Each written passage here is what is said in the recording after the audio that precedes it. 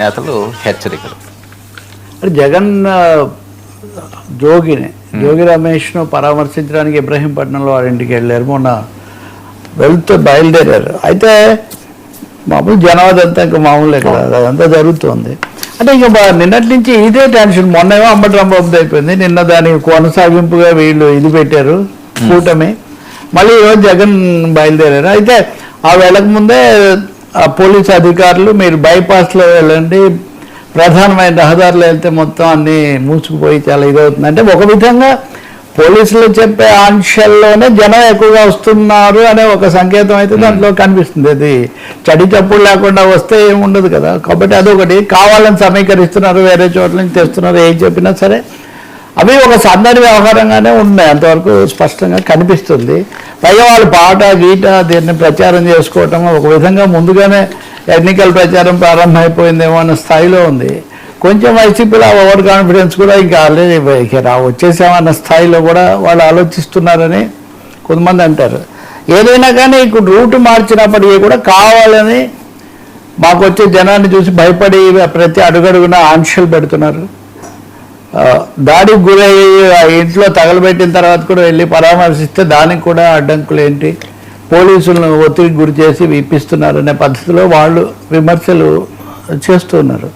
ఇంకోటేమో దాదాపు ఒక డైలీ టెన్షన్. మీరు ఇందాక అన్నట్టుగా కొనకల్ నారాయణ, ఆయన ఏదో ఒక రీజన్ ఆర్టీసీ రీజన్ చైర్మన్, ఆయన అయితే కనుక జోగి రమేష్ ఏమనుకుంటున్నావో నువ్వు కనుక ఏది పడితే అది మాట్లాడితే అంత చూస్తామని దాదాపు పత్రికల్లో అదే హెడ్డింగ్.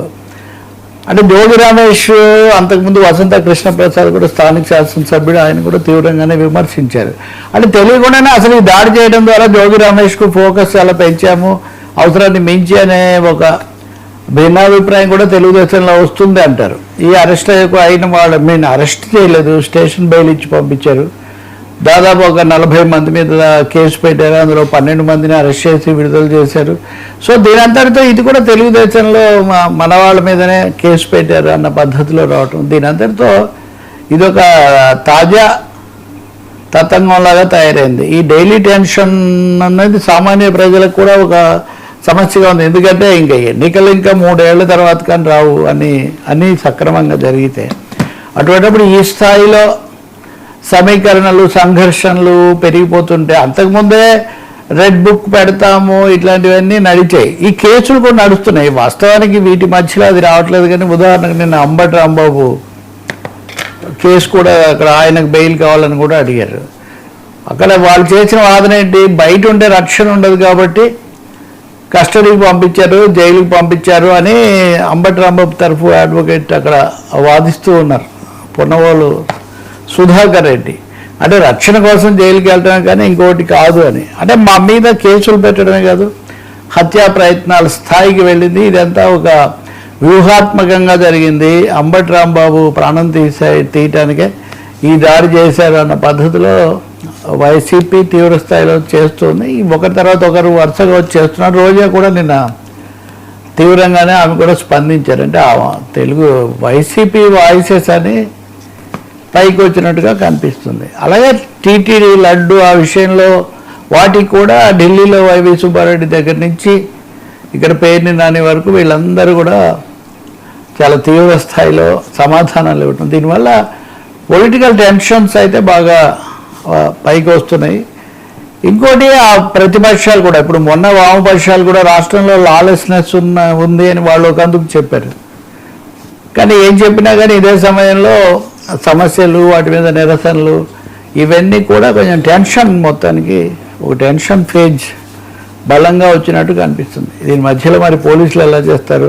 నిన్న కాజా దగ్గర జరిగినవి, దాని మీద ఒక 5 నోటీసులు కూడా జగన్మోహన్ రెడ్డికి స్వయంగా ఉల్లంఘనలు ఇవి జరిగాయి, వీటికి కారణం అన్ని కొన్ని పాతవి కొన్ని కొత్తవి కలిపి ఇప్పటివరకు రకరకాల నోటీసులు ఇచ్చారు. కానీ ఇప్పుడు జగన్ కూడా నోటీసులు ఇచ్చే ఒక ప్రక్రియ కూడా మొదలైనట్టుగా కనిపిస్తుంది. నోటీసులతో ఆగిపోతుందా సార్, ఇంకా ఏమన్నా ముందుకు వేస్తారు? అడుగు వెళ్తే నోటీసులకే ఇంతుంటే ఇంకా తర్వాత ఏమవుతుంది తెలియదు. కానీ కూటమి అయితే మటుకు మనం చాలా గట్టిగా వ్యవహరించాలి, తగ్గకూడదు అన్న పద్ధతిలో వీళ్ళు ఒక నిర్ణయానికి వచ్చినట్టు మటుకు కనిపిస్తుంది. నిన్న కాంబినేషన్ ప్రెస్ మీట్ కూడా తెలుస్తున్నది కదా. కష్టం అంటే ప్రభుత్వం ఏర్పడిన తర్వాత మొదటిసారి వీళ్ళందరూ కూర్చొని మాట్లాడుతున్నారంటే దాని అర్థం ఏంటి అంటే 18 నెలల్లో లేని అవసరం ఏమొచ్చింది అంటే వాళ్ళకు కూడా ఎంతో కొంత టెన్షన్ పట్టుకుంది, అందులో సందేహం ఏం లేదు. అంటే కదలిక రెడ్ బుక్ కేసులు లేకపోతే వీటి చుట్టూ కేసుల నుంచి రక్షణ ఎదురుదాడి ఇది కొంతకాలం జరిగింది. కానీ ఇప్పటికి వచ్చేసరికి నిన్న మనం అనుకున్నట్టుగా రాయలసీమ నీళ్ళ మీద అక్కడ కానీ పీపీపీ మీద కానీ ఇంకో చోట కానీ ఈ అంశాల వారీగా కూడా వెళ్ళటము, ఇప్పుడు మోహన్ బాబు ఘటన లాంటివి ఉన్నాయి. ఎందుకు జరిగినా కానీ ఒక టెన్షన్ ఉన్నప్పుడు అన్ని టెన్షన్కు దోహదం చేస్తుంటాయి, ఇంకా పెంచుతుంటాయి కదా. కాబట్టి ఒక ప్రశాంత వాతావరణాన్ని మళ్ళీ ఎట్లా చేయాలి అన్నది కూడా ఇప్పుడు వీటితో కనపడడం లేదు. కానీ అమరావతి రైతులు కూడా మన నిరసన ప్రదర్శనలు చేశారని ఈవెన్ టీడీపీని బలపరిచే మీడియాలో కూడా ఇచ్చారు. Not only Amaravati, outer ring road, regional ring road ఈ పేరుతో మీరు భూములు తీసుకునేటప్పుడు కాస్త మమ్మల్ని సంప్రదించి తీసుకోవాలి, కానీ ఇదేంటి అన్న పద్ధతిలో వాళ్ళు కూడా రావటం.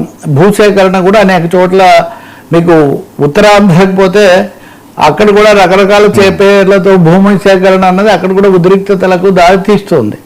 అనంతపురం అయితే కనుక ఎప్పుడూ ఏదో ఒక స్థాయిలో అది అంటే జేసీ సోదరులనే కాదు, అక్కడ రకరకాల రూపాల్లో అనంతపురంలో కూడా ఘటనలు ఇవి పెరుగుతూ ఉన్నాయి. కాబట్టి ఇప్పుడు స్ప్రెడ్ అవుతుంది. ఇక్కడ మీరు గమనిస్తే గోదావరి జిల్లాలో మొదట ఉండింది, కృష్ణా గుంటూరు అయింది, తర్వాత కృష్ణా గుంటూరు ముఖ్యంగా విజయవాడ గుంటూరు మధ్యలో. ఇప్పుడు ఉత్తరాంధ్రకు వచ్చేసరికి ఉత్తరాంధ్రలో ఒక విధమైన రకరకాల విషయాలు, అప్పలరాజు అరెస్టు, భూ సమీకరణ, గీతం యూనివర్సిటీ వ్యవహారము, సో అవి పెరిగిపోతున్నాయి అక్కడ. సో ఇలా చూస్తే ఇక్కడ తిరుపతి సరే ఎప్పుడు ఏదో ఒక వివాదం, ఇప్పుడు తాజాగా లడ్డు, అది మళ్ళీ మనం విడిగా మాట్లాడాలి. సో ఈ పరిస్థితుల్లో ఈ టెన్షన్ అన్నది ఏపీని వదలడం లేదు. చాలా హాయిగా 154 స్థానాలతో 64 స్థానాలు, ఒకరికి 151 కదా, 151 తెలుగుదేశం. సో 164 స్థానాలతో చాలా హాయిగా పాలించవచ్చు అన్నదానికి ఇదేంటి అన్న ఒక పరిస్థితి కూడా ఉంది. ఈ టెన్షన్ తగ్గనీయకూడదు అని కూడా రాజకీయ శక్తులు కోరుకుంటాయి కదా, అది కూడా కనిపిస్తుంది. సో ఏం జరుగుతుంది ఎట్లా అనేది మనం చూడాలి. సరే, ఈ టెన్షన్ ఉండకూడదనే కోరుకోవాలి. జగన్మోహన్ రెడ్డి గారి టూరు, నిన్న వీళ్ళు ప్రత్యేక మీటింగు. సో ఈ రెండింటిని కంపేర్ చేసి చూస్తే ఏపీ రాజకీయాల్లో వైఎస్ఆర్సీపీకి ఏమైనా హైప్ పెరుగుతుంది అనుకోవచ్చా, లేకపోతే ఒక పరామర్శకో లేకపోతే జగన్మోహన్ రెడ్డి గారు టూర్కి వెళ్ళినందుకు? రెండు విషయాలు ఉన్నాయి. టీడీపీకి వైఎస్ఆర్ పార్టీకి ఒక చిన్న తేడా ఉంది. తెలుగుదేశం పార్టీ లాంగ్ టర్మ్ 40 ఏళ్ళ నుంచి ఉంది, కానీ ఆమె ఎంతో కొంత ఓల్డ్ పార్టీ. మీకు తెలుసు కదా, లోకేష్ వచ్చి యువకులే కావాలి, సూపర్ సీనియర్స్ని పక్కన పెట్టాలి, ఈ గొడవ అంతా కూడా పార్టీలో చాలా అంతర్మథనం జరిగింది. అలాగే ఏమయ్యారు, పదవులు ఉన్నప్పుడు అనుభవించిన వాళ్ళు ఇప్పుడంతా మాయమైపోయారా అని పార్టీ నాయకుల మీద అధిష్టానం విరుచుకుపడిన సందర్భము. అలాగే ఎన్నికలప్పుడు కూడా చంద్రబాబు నాయుడు ఎవరైతే కార్యకర్తలు నిలబడ్డారో వాళ్ళకే టికెట్లు ఇస్తాం కానీ ముందుకు రాకుండా అప్పుడు దాచుకొని అప్పుడు కలుగుల్లో దూరి ఇప్పుడు బయటకు వచ్చిన వాళ్ళకి ఇలా చెప్పిన ఒక పరిస్థితి ఉంది. అంటే మొత్తం మీద జగన్మోహన్ రెడ్డి ప్రభుత్వంలో వరుసగా మా మీద ఇది జరిగింది, అందుకని మా వాళ్ళు వెనక్కిపోయారు అన్న ఒక ఇంప్రెషన్ అయితే తెలుగుదేశం ఇచ్చింది. సాపేక్షంగా వైసీపీ కూడా కొత్త ప్రభుత్వం వచ్చాక రెడ్ బుక్ కేసులు, అరెస్టులు ఒక 6 నెలల్లో 7 నెలల్లో అలాంటి ఒక వాతావరణం ఉండింది. కానీ నెమ్మదిగా ఆ ఫేజ్ దాటేసినట్టుగా ఉన్నారు వాళ్ళు. ఆ ఫేజ్ దాటేశారు. ఇంకొకటి, ఎప్పుడైతే ఏ రాజకీయ పార్టీ అయినా ప్రజలు వస్తున్నారు, ప్రజల్లో మనకు ఇంకా పరపతి అభిమానము ఉంది, ముఖ్యంగా నాయకుడి మీద. ఎటు తిరిగి ప్రాంతీయ పార్టీ లీడర్ సెంట్రిక్ కదా. సో ఆ విధంగా చూస్తే చాలా కాలంగా ఒక ఇంప్రెషన్ ఏపీ పాలిటిక్స్లో క్రౌడ్ పుల్లర్స్ జగన్, పవన్ కళ్యాణ్ అనే ఒక అభిప్రాయం బలంగా ఉంది. వ్యూహాలు లేకపోతే ఇంకోటి ఉండడం వల్ల తెలుగుదేశం పార్టీకి దాని బలమైన సామాజిక రాజకీయ బంధం ఇవన్నీ ఉన్నప్పటికీ కూడా ఒకటి పొత్తులు కావాలి, రెండవది గ్లామర్ కూడా యాడ్ కావాలి, ఇలాంటి అంశాలన్నీ ఒకసారి మోడీ యాడ్ చేస్తే ఒకసారి పవన్ కళ్యాణ్ యాడ్ చేస్తే అలా అయింది అది. అందువల్ల ఈ తేడా ఇప్పుడు కనిపిస్తుంది. వైసీపీ టీడీపీల మధ్యలో వాటి రాజకీయ స్వభావం అనండి, నిర్మాణం. కొంతమంది అంటారు కాదు, అదంతా పూర్తిగా దాడులు, దౌర్జన్యాలు అని మీరని వాళ్ళు అంటారు, వాళ్ళని వీరంటారు. మీరు వాడిన భాషలో జనానికి ఏం పెద్ద తేడా కనిపించట్లేదు కదా. ఇద్దరు మీరు దాదాపు అన్ని పేర్లు రాసి పెట్టుకున్నారు, రెడ్ బుక్లో ఉన్నారు, వాళ్ళు కూడా మేము రాసుకున్నాము, వడ్డీతో సహా చెల్లిస్తామని వాళ్ళు చెప్తున్నారు. సో ఈ రేస్లో తప్పకుండా వైసీపీగా పికప్ అయినట్టుగా కనిపిస్తుంది.